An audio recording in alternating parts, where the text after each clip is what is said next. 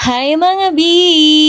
For today's video, ipapakita ko naman sa inyo kung paano ko ginawa ang ating mini cake.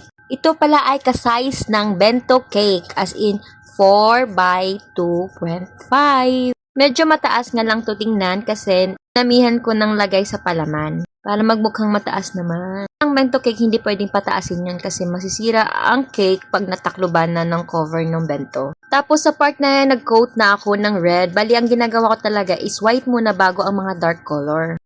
Iniwasan ko talaga yon na mag-apply ng maraming food color kasi nga papait yung icing cake, ganon. Brush cake nga pala to mga B, as in, on that day, nag-order sa akin, tapos that day din kukunin.